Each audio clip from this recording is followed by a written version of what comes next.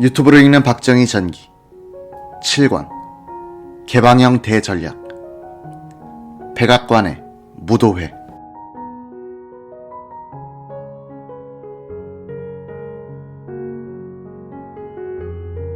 (1965년 5월 16일) 오후 박정희 대통령 부부와 수행원들은 존슨 미국 대통령이 보내준 대통령 전용기 보잉 707에 몸을 실었다.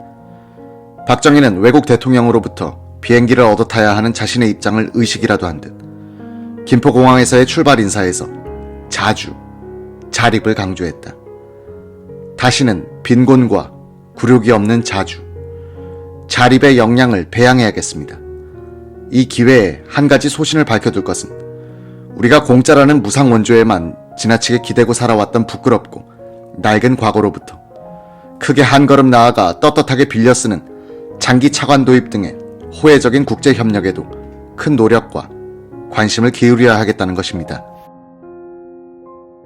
서울을 떠난 지 1시간이 지나 전용기가 일본 상공을 날고 있을 때 박정희, 유경수 부부는 기내 전화로 청와대를 불렀다. 유경수 여사와 큰딸 근혜 양 사이에는 이런 대화가 오갔다. 근혜니 지금 무엇들 하고 있지? 지만이와 근영이 데리고 놀고 있어요. 어머니 거기가 어디예요? 지금 막 일본 상공을 날고 있다. 잡음이 많은데 어머니 말이 잘 들리니? 예, 잘 들려요. 어머니 비행기 멀미하지 않으셔요? 괜찮아. 높이 떠서 참 편하네. 할머니께도 걱정 마시라고 여쭙고 그리고 아버지, 어머니 안 계시는 동안 동생들 잘 보살펴라. 약 8시간의 야간 비행으로 북태평양을 횡단한 비행기는 16일 새벽 2시 알래스카의 엘멘도르프 공군기지에 도착했다. 여기서 잠시 쉬었다가 다시 7시간의 비행 끝에 워싱턴 근교의 랭글리 공군기지에 도착한 것은 현지 시간으로 16일 오후 5시였다. 윌리엄스버그 시장, 기지사령관 등이 마중 나왔다. 박정희 일행은 영국 식민지 시대의 고도 윌리엄스버그에서 첫날 밤을 보냈다. 다음날 오전 박 대통령 일행은 헬리콥터 편으로 백악관으로 향했다. 존슨 대통령의 영접은 각별했다. 두 대통령은 백악관 뜰에서 환영식을 마친 뒤 큰 리무진에 동승했다. 두 대통령의 차량 행렬은 백악관을 출발, 펜실베니아 대로를 거쳐 영빈관의 블레어 하우스에 이르는 카 퍼레이드를 벌였다. 존슨 대통령은 박 대통령을 숙소까지 바래다 준 셈이다. 1961년 11월의 첫 방미 때와는 비교가 되지 않을 정도의 깍듯한 국빈 대접이었다. 1965년 5월 17일 오후 5시로 예정된 한미 정상회담 1시간 전에 백악관 안보회의는 존슨 대통령에게 회담 준비 자료로 3페이지짜리 메모를 전했다. 지금은 비밀 해제된 이 문건의 요지는 이러했다. 박 대통령은 미국이 한국을 계속 지원하고 한일 국교 정상화 이후에도 한국을 일본의 통제권 안으로 밀어넣지 않는다는 보장을 요구하고 있다. 그런 보장을 얻게 되면 그는 한일 국교 정상화 협정을 비준하는 데 필요한 국민의 지지를 얻는 문제에서 유리해질 것이다. 박 대통령은 농촌 출신인데 부끄러움을 타면서도 아주 영리한 사람이다.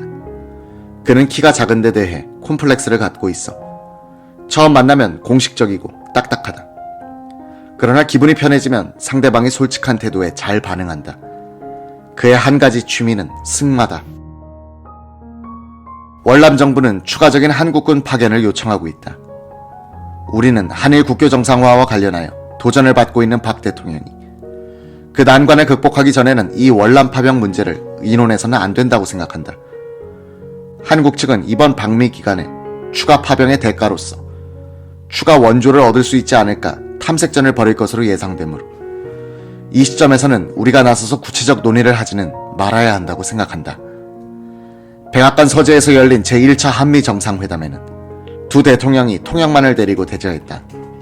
이 대화록은 비밀 분류에서 해제, 공개돼 있다. 이를 근거로 박, 존슨 두 대통령의 발언들을 대화체로 재구성하면 대강 이러했다.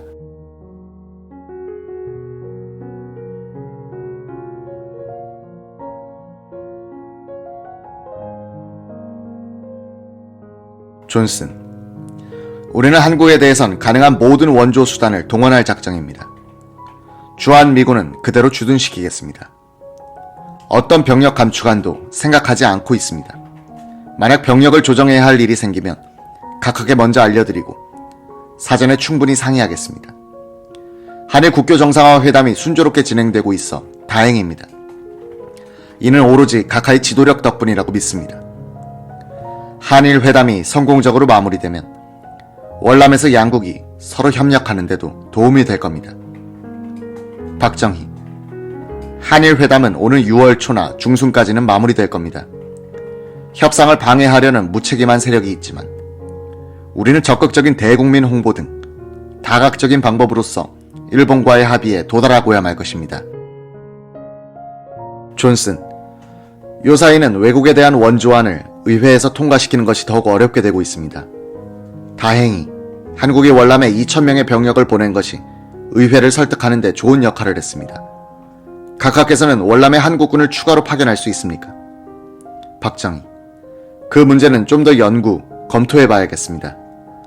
국민들 사이에는 너무 많은 병력을 월남에 파견하게 되면 휴전선 방어력이 약화되고 북한의 모험을 유발하지 않을까 걱정하는 이들이 많습니다. 그렇지만 우리는 월남의 병력을 증파할 생각을 갖고 있습니다.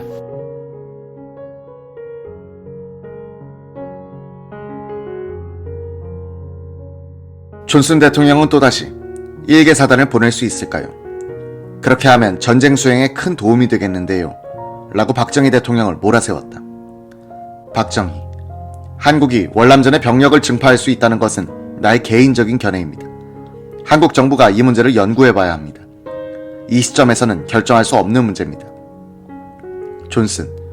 우리는 한국의 필수적인 물건의 수입, 개발 차관, 기술 원조, 그리고 평화 목적의 식량 지원에 대해서 돈을 대겠습니다. 한국에 대한 미국 측의 인상이 지금처럼 좋았던 적은 일찍이 없었습니다. 로스토 박사도 한국을 방문하고 돌아와서 경제 분야에서 큰 발전이 있다고 보고했습니다. 박정희. 주한미군의 철수에 대해서 워싱턴으로부터 아무런 말들이 나오지 않기를 정말 바랍니다. 그런 이야기가 나올 때마다 국민들이 불안해하므로 우리가 월남을 돕기가 매우 곤란합니다. 존슨. 한국의 안보는 충분한 병력과 예산으로서 보장될 겁니다. 아무리 적은 주한미군을 철수시킨다 하더라도 반드시 각하와 사전에 의논한 다음에 하도록 하겠습니다. 나는 호주, 필리핀, 뉴질랜드도 월남을 원조해 주기를 기대하고 있습니다. 월남에서 우리가 이기기 위해서는 여러 나라들로부터 7만에서 8만 명 사이의 병력이 파견돼야 할 겁니다. 지금 브라운 대사가 작업을 하고 있는 것으로 알고 있습니다만 주한미군의 지위에 관한 행정협정은 독일의 예를 따를까 합니다. 그러나 각하의 이번 방문 기간 중에 그 협상이 결론나지는 않을 것 같습니다. 박정희. 이 협상은 너무 오래 끌고 있습니다. 많은 국민들, 특히 야당은 불만이 많습니다. 각하께서 빨리 결론을 내리라고 지시해 주셨으면 합니다. 1967년은 제1차 경제개발 5개년 계획의 마지막 연도입니다. 우리는 곧 제2차 경제개발 5개년 계획을 추진할 생각입니다. 한국은 미국의 계속적인 원조를 필요로 합니다. 존슨. 우리는 제2차 세계대전 이후 약 1,000억 달러의 대외 원조를 했고 16만 명의 장병들이 죽거나 다쳤습니다. 몇 나라들이 행동하는 것을 보면 의회로부터 원조 허가를 받아내기가 매우 어렵게 보입니다. 예컨대 수카르노가 미국 공무원의 도서관을 불태웠을 때 의회 인사들은 인도네시아에 대한 원조를 전면적으로 중단시키려 했습니다. 한국이 월남을 지원한 것은 그런 점에서 매우 현명한 조치였습니다. 한국의 월남 파병은 다른 나라에도 자극이 되어 호주와 뉴질랜드 같은 나라들이 월남 지원에 동참하도록 만들고 있습니다. 한국이 월남의 일개 사단을 증파해 주시기를 거듭 희망하는 바입니다. 1965년 5월 17일에 제1차 한미정상회담은 30분 만에 끝났다. 존슨 대통령은 백악관 서재에서 나와 박 대통령을 안내하여 백악관의 장미정원을 거닐면서 환담했다. 존슨 대통령은 수행한 한국 기자들을 불러들여 함께 산책하자고 권했다. 존슨은 애견 2마리를 끌고 나와 한 마리의 쥐를 박 대통령에게 주었다. 이 개는 박 대통령을 따라가지 않으려고 버티는 것이었다. 박 대통령은 몇 걸음을 질질 끌어보다가 안 되겠다 싶었는지 개의 2 앞다리를 들어 올려 손으로 잡고 걸음마를 시켰다. 기자들이 소리내 웃자 걔도 긴장이 풀렸는지 동행하게 됐다. 나중에 대통령 밑에서 청와대 대변인과 문공부 장관을 지내게 되는 김성진은 당시 동양통신 워싱턴 특파원으로서 현장에 있었다. 존슨 대통령은 한마디 한마디 할 때마다 박 대통령을 즐겁게 해주려고 무척 애쓰는 것이었습니다. 월남에 전투사단을 파견하도록 박 대통령을 설득해야 하는 다급한 입장이었던 존슨은 산책이 끝나자 대통령 일행을 안내하면서 백악관 내부를 돌아다녔고 자상한 설명을 곁들였습니다. 존슨은 어느 방에 놓여있던 화첩을 들어 박 대통령에게 한 장씩 펼쳐 보이면서 말했다. 우리 언론이 나를 어떻게 만들어 놓았는지 한번 보십시오. 시사 만화가들이 존슨을 웃음거리로 만든 장면들을 본 박 대통령도 웃음을 터뜨렸다. 그는 한국 기자들과 수행원들에게 여기 좀 봐, 이렇게 그렸네 라고 했다. 김성진 당시 기자에 따르면 미국은 박 대통령이 승마를 즐긴다는 사실을 알아두고는 존슨과 나란히 말을 타는 장면을 연출하려 계획했다고 한다. 이 계획은 청와대 측에서 우리 각하는 1년 전부터 승마를 그만두셨고 승마를 할 경우 너무 피곤해 하실 것 같다고 해서 취소됐다는 것이다. 이날 저녁 백악관 연회실에서는 존슨 대통령이 주최한 박 대통령 환영 만찬이 있었다. 150명의 인사들이 초청됐다. 한국 기자들은 만찬 이후에 있을 음악회와 무도회에 초대됐다. 야회복을 준비해 오지 않았던 기자들은 옷 빌려주는 가게를 찾아가 한 벌에 $12씩을 주고 옷을 빌렸다.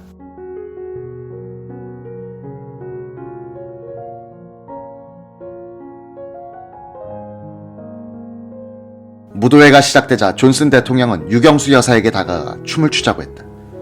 당황한 유경수는 남편보다는 한자가 더 큰 존슨 대통령에게 매달려 1분쯤 느린 왈츠를 췄다. 존슨 대통령은 자기 부인을 박 대통령에게 보내 춤을 추라고 시켰다. 춤을 출 줄 모르는 박정희는 이 프로포즈를 거절하는 결례를 범했다. 그뿐이 아니었다. 박 대통령은 피로하다면서 아내를 데리고 숙소로 돌아가 버렸다. 주빈이 갑자기 사라지니 분위기가 이상해질 수밖에. 현관까지 박 대통령 부부를 전송하고 돌아온 존슨 대통령은 썰렁해진 무도장의 분위기를 수습하려고 딸 린다 양을 불러 스케이팅 왈츠를 추면서 손님들에게 동참을 권했다.